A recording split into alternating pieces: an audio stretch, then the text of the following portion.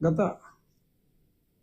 10 రోజులుగా మరి అవిశ్రాంతంగా ముఖ్యమంత్రి గారు ఆయన ఎన్ని గంటలో నిద్రపోయారో తెలియదు. ఎప్పుడు చూసినా అయితే రోడ్డు మీద ఇంట్లో కావచ్చు, బుల్డోజర్ మీద కావచ్చు, ఎప్పుడు ప్రజలకు అందుబాటులో.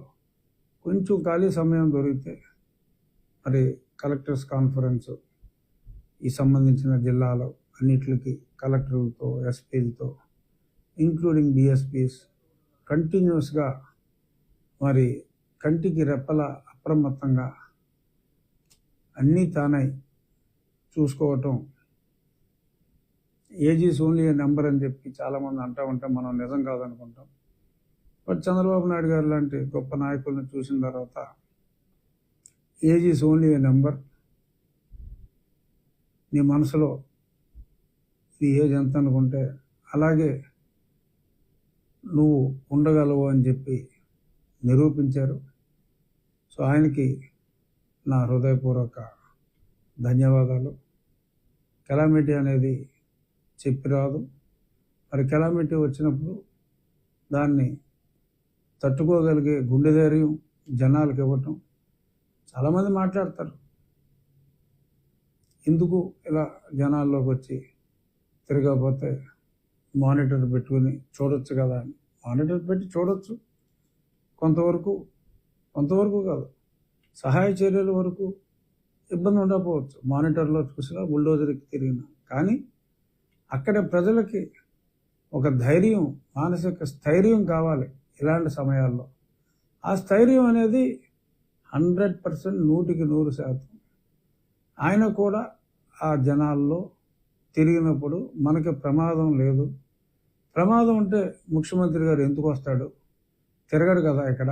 ఆయన తిరుగుతున్నాడు అంటే, ఇంత ధైర్యంగా, ఇంత ఓపెన్గా ఆయన తిరుగుతున్నాడంటే మనకి ప్రమాదం లేదు అని ఒక చక్కటి ఇండికేషన్ ఇవ్వటం కోసం మరి చంద్రబాబు నాయుడు గారు ఆ రకంగా తిరగాల్సి వచ్చింది, రాత్రనక పగలనక. సో కాబట్టి ఇటువంటి కష్ట సమయంలో మరి ఇటువంటి నాయకుడు ఉండటం దురదృష్టంలో, వరదలు దురదృష్టం, ఆ దురదృష్టంలో చిరు అదృష్టం ఇటువంటి నాయకుడు మనకుంటాం. వేడుకలకి ఇది సమయం కాదు. అయినా మరి వాళ్ళ చంద్రబాబు నాయుడు గారి వివాహ దినోత్సవం సందర్భంగా వారికి నా అభినందనలు తెలియజేస్తున్నా. ఇవాళ కూడా ఆయన సెలబ్రేట్ చేసుకోరు, జనాల మధ్యనే ఉంటారు, కాన్ఫరెన్స్లో ఉంటారు. వారి శ్రీమతితో మాట్లాడతారో లేదో కూడా నాకు తెలియదు. కానీ అయినప్పటికీ శుభాకాంక్షలు చెప్పటం మన బాధ్యత. అందుకని వారికి వివాహ దినోత్సవ శుభాకాంక్షలు. ఇక తగ్గుముఖం పడుతుంది అక్కడ తగ్గుముఖం పట్టే కొద్దీ మాకు ఆ నీరు కొల్లేరు నుంచి మా ఉప్పుటేరు నుంచి సముద్రంలోకి వెళ్ళే దారిలో ఇక్కడైతే కంటిన్యూస్గా ఎన్నో కొన్ని సెంటీమీటర్లు గంటకి పెరుగుతుంది. సో మేము ఇప్పుడు అప్రమత్తంగా ఉండవలసిన సమయం ఇది. సో మా ఈ ముంపుకు కూడా అతి తక్కువ ఖర్చుతో ఇక్కడ ఎన్నో గ్రామాల ముంపుని సార్ట్అవుట్ చేసుకోవచ్చు. కాస్త విజన్ ఉండాలి, మరి కొంత ఖర్చు అవుద్ది, కొంత ఎక్కువ కాదు. ఆ పొడమేరు బాగు చేయాలంటే ఎన్నో వందల కోట్లు, వేల కోట్లు చెప్తున్నారు. అంత కాదు, కానీ చాలా డ్యామేజ్ని అరికట్టవచ్చు. సో కొల్లేరులో కూడా మరి కొంత ఏరియా ప్రక్షాళన చేయవలసిన అవసరం ఉంది. 5వ నెంబర్ కాంటూరు, 6వ నెంబర్ కాంటూరు వలన పెద్దగా ఇబ్బంది లేకపోయినప్పటికీ మెయిన్ కాంటూర్లో కొంచెం, కీ కాంటూర్స్లో కాస్త ఇబ్బందులు ఉన్నాయి. అటు రైతులకి ఇబ్బంది లేకుండా, అంటే నిజమైన ఆ కొల్లేరు వాసులకి ఇబ్బంది లేకుండా, ఒక పక్క పర్యావరణాన్ని కూడా కాపాడుకుంటూ ఇటువంటి వరద విపత్తులు రాకుండా కూడా ఉండేలాగా డెఫినెట్గా చేయొచ్చు. ఒకప్పుడు అభయారణ్యం అని పిలిచేవాళ్ళు ఈ కొల్లేరు ప్రాంతాన్ని. చేపలు పెంచుకోవడానికి ఇప్పుడు వెంగళూరు టైంలో పర్మిషన్ ఇచ్చారు. చేపలు పెంచుకోవడానికి పర్మిషన్ ఇస్తే మరి ఎక్కడో సైబీరియా నుంచి పక్షులు వస్తున్నాయి. మరి ఆ పక్షులు బతకాలంటే కనపడిన చేపలు తింటాయి. సో వాళ్ళు పెంచుకునే చేపలని తినేస్తుందని చెప్పి వలస పక్షుల్ని చంపేయటం మొదలుపెట్టారు. ఎక్కడో కానీ మరి ఎక్కువగా రావటల్లా ప్రకృతిని కూడా మనం కాపాడుకోవాల్సిన అవసరం ఉంది. ప్రజల అవసరాలు అవసరం, ప్రజలు ఎలాగో అవసరమే, ప్రజల అవసరాలు అవసరం. అట్ ది సేమ్ టైం కొల్లేరు అనేది ద బిగ్గెస్ట్ మంచినీటి సరస్సు ఈ ప్రాంతాల్లో. మరి అటువంటి మంచినీటి సరస్సు మరి ఇప్పుడు సెలనిటీ పెరుగుతుంది. దాన్ని అరికట్టవలసిన బాధ్యత పర్యావరణ శాఖ మంత్రి గారి మీద ఉంది, రాష్ట్ర ప్రభుత్వం మీద ఉంది. మళ్ళీ సైబీరియన్ పక్షులు రావాలి, రైతులు సర్వైవ్ అవ్వాలి, పక్షులు రావాలి. ఎన్ని చేపలు తినేస్తాయి? మనిషిలాగా విపరీతమైన ఆశ పక్షులకి జంతువులకి ఉండదు. పక్షి తన ఆకలి తీర్చుకునే వరకే ఆ కొంచెం ఆహారం తింటుంది. మనం మనుషులమే. మన తర్వాత తరం, ఆ తర్వాత తరం, ఆ తర్వాత తరం ఎంత దోచినా కూడా దాహం తీరనిది, ఆకలి తీరనిది మనిషి. కాస్త ఒక చేపను తినం, ఇంకేదో తినం, బతికి ఆ పక్షుల్ని చంపటం అనేది చాలా దారుణం.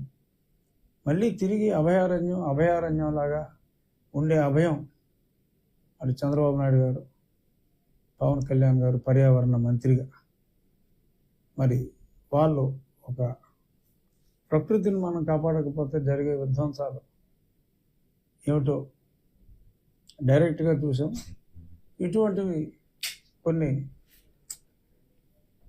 ఇండైరెక్ట్గా మనం చూస్తున్నాం. సో ఇది చాలా అన్యాయం. ఒక ప్రకృతి ప్రేమికుడుగా ఇది నా ఆందోళనని కొద్దిమంది రైతులు అపార్థం చేసుకోవచ్చు. కానీ నేను రైతుల కష్టాలను అర్థం చేసుకుంటూనే ఈ బాధ్యతను కూడా నెరవేర్చవచ్చు. దానికి ఉపాయాలు ఎన్నో ఉన్నాయి. కాబట్టి కొల్లేరుని పరిరక్షించాలని, పర్యావరణాన్ని కూడా ఈ జరిగిన విధ్వంసం తర్వాత పరిరక్షించాలని, అలాగే కాలువగట్ల మీద ఆక్రమణలో నేను చాలా వరకు ప్రక్షాళన మొదలుపెట్టాం. మరి గతంలో ప్రభుత్వాలు ఇచ్చిన ప్లాట్లు 30 లక్షల ప్లాట్లు, దాని ముందు తెలుగుదేశం గవర్నమెంట్లో చాలా ఇచ్చారు. ఇవన్నీ కూడా 5-6 లక్షల మించి గృహాలు అయితే కట్టలేదు. నేను చెప్పేది టిట్కో గృహాలు కాదు, సెంటు భూమి, సెంటున్నర భూమి. మన పల్లెటూరులో సెంటున్నర కదా, సెంటున్నర భూములు, వీటి గురించి. మరి అక్కడ నో డౌట్ కాలువగట్ల మీద బ్రతుకు తెరువు కోసం ఉంటున్నారు, స్థలం లేక ఉంటున్నారు. వాళ్ళందరికీ స్థలం ఇచ్చిన తర్వాత మరి కేంద్ర ప్రభుత్వం 1,50,000, అలాగా ఎన్ఆర్జీఎస్లో 30,000, 1,80,000 ఇస్తోంది. మరి రాష్ట్ర ప్రభుత్వం మరి కొత్త స్కీమ్ వచ్చిన తర్వాత ముందుగా మనం 2.5 లక్షలు కేంద్ర ప్రభుత్వం, 1.5 lakh రాష్ట్ర ప్రభుత్వం అని టెంటేటివ్ ప్రపోజల్స్ పెట్టడం జరిగింది. ఆ తర్వాత నాకు ఢిల్లీ నుంచి వచ్చిన సమాచారం, క్యాబినెట్ దాన్ని ఆమోదించలేదు. 1.5 lakh కేంద్ర ప్రభుత్వం ఇస్తుంది. మరి అది కమ్యూనికేషన్ వస్తుంది. మరి అప్పుడు రాష్ట్ర ప్రభుత్వం 60-40 రేషియోలో 1 లక్ష రూపాయల వరకు, ఒక 1 lakh, క్లోజ్ టు 1 lakh రాష్ట్ర ప్రభుత్వం ఇస్తుంది. ఇప్పుడు త్వరితగతిన గృహ నిర్మాణం స్పీడప్ చేసి ఈ ఆక్రమణలన్నీ తొలగించాలి. లేదంటే పబ్లిక్ నుంచి కొంత అన్రెస్ట్ ఉంటుంది. గతి లేకే చాలామంది గట్ల అక్కడ బుల్డోజర్ వెళ్ళేలాగా క్లీన్ చేయడం కోసం ఈ నివాసాలు వచ్చి ఆ నివాసం ఉన్న ప్రాంతాల్లో రెండు పక్కల ఇల్లేసి ఎక్విప్మెంట్ వెళ్ళడానికి క్లీన్ చేయడానికి లేదు. నీకు 1 కిలోమీటర్ పొడవు ఉన్న కాలంలో 100 మీటర్లు ఆక్యుపై చేసిన ఆ డ్రైన్ మొత్తం వేస్ట్, ఆ కాలం మొత్తం వేస్ట్. ఆ 100 మీటర్ల మధ్యలో పూడుకుపోతే ఇంకెవరు క్లీన్ చేయలేరు. అక్కడ మెషిన్ వెళ్ళదు, మనుషులు పని చేయలేరు. ఎందుకంటే it has become too expensive. మరి అందుకని ఎన్నో సంవత్సరాలుగా మరి నా ఉండిలోనే కాదు చాలా చోట్ల ఆగిపోయింది. బట్ నేను ఓట్లు కాదు, ప్రజా సంక్షేమం మంచిదనే సదుద్దేశంతో మరి వారికి నచ్చజెప్పి కొన్ని కాలనీస్లో వారికి 3 నెలల్లో మీ హౌస్ కంప్లీట్ చేసుకోండి, ఈ 3 నెలల్లో రెంట్ నేను ఇస్తానని చెప్పి వాళ్ళని కన్విన్స్ చేసి కూడా పంపించడం జరిగింది. ఇప్పుడు చాలా చోట్ల ఈ ఆక్రమణలు తొలగించవలసిన అవసరం ఉంది. అన్ని చోట్ల కూడా స్థలాలు ఇచ్చారు.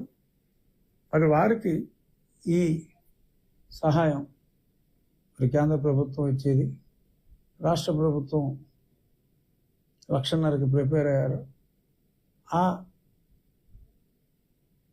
70,000 నుంచి 1,00,000 రూపాయల మధ్యన రాష్ట్ర ప్రభుత్వం కూడా ఏదైతే కొత్త స్కీమ్లో భాగస్వాములు అవుతూ ఉన్నారో మళ్ళీ ఇప్పుడులో మళ్ళీ స్థలాలు తీసుకుని మళ్ళీ ఇచ్చే ముందు స్థలాలు ఇచ్చిన వాళ్ళందరినీ ఇల్లు కట్టి ఇళ్లలోకి పంపించవలసిన బాధ్యత మా ప్రభుత్వం తీసుకోవాలి. సో దానికి రాష్ట్ర ప్రభుత్వం నుంచి 70,000కి తగ్గకుండా ఆ 1.8 lakhsకి యాడ్ చేస్తే 2.5 lakhs వస్తుంది. కొంత డ్వాక్రా రుణం కూడా హౌస్ వైఫ్ ఉంటుంది కాబట్టి వాళ్ళందరూ డ్వాక్రాలో ఉన్నారు కాబట్టి ఆల్మోస్ట్ నెగ్లిజిబుల్ ఇంట్రెస్ట్లో వాళ్ళకి లోన్ వచ్చి ఆ ఇల్లు, ఎవరికైనా ఇల్లు అనేది ఒక కళ, ఆ సొంత ఇంట్లోకి వెళ్ళేలాగా ఏర్పాట్లు త్వరితగతిన చేస్తే మనకి ఈ వాగులు మీద ఆక్రమణలు, ఈ ఊళ్ళలో చెరువులు, కొన్ని చోట్ల చెరువుల మీద కూడా ఆక్రమణలు, దారుణం. మంచినీటి చెరువుల మీద, కాలువలు, డ్రైన్లు, ఇవన్నిటి మీద ఆక్రమణలు తొలగించడం ఈజీ అవుతుంది. తప్పకుండా నేను ముఖ్యమంత్రి గారు ఈ వరద కార్యక్రమాలని చక్కబెట్టిన తర్వాత వారి సమయం తీసుకుని ఈ ఏకర్ సెక్షన్ హౌసింగ్ స్కీమ్ గురించి సంబంధిత మంత్రి గారితో, ముఖ్యమంత్రి గారితో నేను పర్సనల్గా రిక్వెస్ట్ చేసి దీనికి ఒక సొల్యూషన్ ఖచ్చితంగా నా నియోజకవర్గం వరకు కంపల్సరీగా ఇంకా త్వరితగతిన ఏదైనా సొల్యూషన్ ఇవ్వగలరేమో ప్రయత్నం చేస్తాం. ఇక నిన్న ఇవాళ కూడా ముఖ్యంగా మనం